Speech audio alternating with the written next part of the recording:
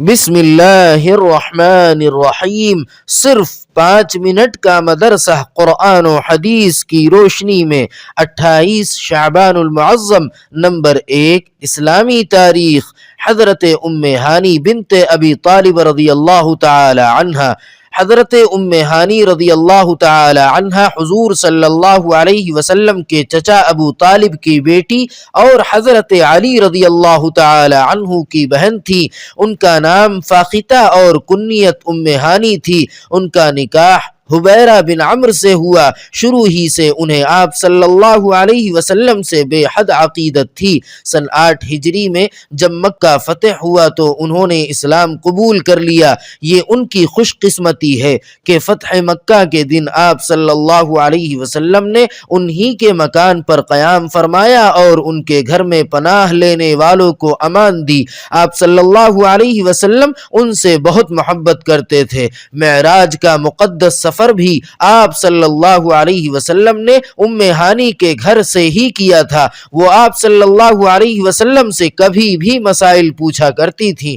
ایک مرتبہ انہوں نے رسول اکرم صلی اللہ علیہ وسلم سے پوچھا کہ اب میں بوڑھی ہو گئی ہوں اور چلنے پھرنے میں کمزوری محسوس ہوتی ہے، اس لیے کوئی ایسا عمل بتا دیجئے جس کو بیٹھے بیٹھے ہی پورا کر سکوں۔ آپ صلی اللہ علیہ وسلم نے فرمایا کہ 100 مرتبہ سبحان اللہ، 100 مرتبہ الحمدللہ، 100 مرتبہ اللہ اکبر اور 100 مرتبہ لا الہ الا اللہ پڑھ لیا کرو۔ حضرت ام ہانی رضی اللہ تعالی عنہ حضرت علی رضی اللہ تعالی عنہ کی وفات کے بعد کافی دنوں تک زندہ رہیں اور ان کا انتقال حضرت امیر معاویہ رضی اللہ تعالی عنہ کی خلافت کے زمانے میں ہوا۔ نمبر 2، حضور صلی اللہ علیہ وسلم کا معجزہ۔ رسول اللہ صلی اللہ علیہ وسلم کی دعا کی برکت۔ حضرت ابو زید عمرو بن اخطب رضی اللہ تعالی عنہ فرماتے ہیں کہ رسول اللہ صلی اللہ علیہ وسلم نے اپنا مبارک ہاتھ میرے چہرے پر پھیرا اور میرے لیے دعا فرمائی۔ اسی کی برکت تھی کہ ان کی عمر 120 سال ہو جانے کے باوجود سر میں چند ہی بال سفید ہوئے تھے۔ نمبر 3، ایک فرض کے بارے میں۔ ہر مسلمان پر روزہ رکھنا فرض ہے۔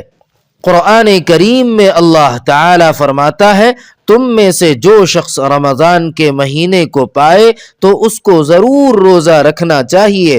نمبر 4، ایک سنت کے بارے میں۔ رمضان کا مہینہ آئے تو یہ دعا پڑھے۔ حضرت عبادہ بن صامت رضی اللہ تعالی عنہ فرماتے ہیں کہ جب رمضان المبارک کا مہینہ آتا تو آپ صلی اللہ علیہ وسلم ہمیں یہ دعا سکھاتے، اللہم سلمنی لرمضان وسلم رمضان لی وسلمہ لی متقبلا۔ ترجمہ، اے اللہ رمضان کے روزوں کے لیے مجھے صحت و سلامتی عطا فرما اور رمضان کو میرے لیے سلامتی کا مہینہ بنا اور اس مہینے میں کیے جانے والے میرے اعمال کو قبول فرما۔ نمبر 5، ایک اہم عمل کی فضیلت۔ نماز جنازہ کا ثواب۔ رسول اللہ صلی اللہ علیہ وسلم نے فرمایا، جو شخص جنازے میں شریک ہو کر صرف نماز پڑھے تو اس کو 1 قیرات ثواب ملے گا، اور جو شخص جنازے کی نماز پڑھنے کے بعد دفن میں شریک ہو تو اس کو 2 قیرات ثواب ملے گا۔ معلوم کیا گیا 2 قیرات کی مقدار کیا ہے تو آپ صلی اللہ علیہ وسلم نے فرمایا 2 بڑے پہاڑ کے برابر ہے۔ نمبر 6، ایک گناہ کے بارے میں۔ پاک دامن عورتوں پر تہمت لگانا۔ قرآن کریم میں اللہ تعالی فرماتا ہے، جو لوگ پاک دامن عورتوں پر زنا کی تہمت لگاتے ہیں پھر اپنے دعوے پر 4 گواہ نہ لا سکیں تو ایسے لوگوں کو 80 کوڑے لگاؤ اور آئندہ کبھی ان کی گواہی قبول نہ کرو، اور یہ لوگ سخت گنہگار ہیں۔ مگر جو لوگ اس تہمت کے بعد توبہ کر لیں اور اپنی اصلاح کر لیں تو بے شک اللہ تعالی بڑا بخشنے والا مہربان ہے۔ نمبر 7، دنیا کے بارے میں۔ دنیا والوں کا حال۔ قرآن کریم میں اللہ تعالی فرماتا ہے، اللہ جب انسان کو آزماتا ہے تو اس کی روزی اس پر تنگ کر دیتا ہے، پھر وہ شکایت کرتا پھرتا ہے کہ میرے رب نے میری قدر گھٹا دی، حالانکہ ہرگز ایسا نہیں، بلکہ بلکہ تم یتیموں کی عزت نہیں کرتے اور مسکینوں کو آپس میں کھانا کھلانے کی ترغیب نہیں دیتے ہو، جس کی وجہ سے ایسا ہوا۔ نمبر 8، آخرت کے بارے میں سخت حساب کا نتیجہ۔ رسول اللہ صلی اللہ علیہ وسلم نے فرمایا، قیامت کے دن جس سے سخت حساب لیا جائے گا اس کو عذاب ہو کر رہے گا۔ نمبر 9، طب نبوی سے علاج، صحت کے لیے احتیاطی تدبیر۔ حضرت ابن عباس رضی اللہ تعالی عنہ فرماتے ہیں کہ سرکار دو عالم صلی اللہ علیہ وسلم کھانے پینے کی چیزوں میں پھونک نہیں مارتے تھے اور نہ برتن میں سانس لیتے تھے۔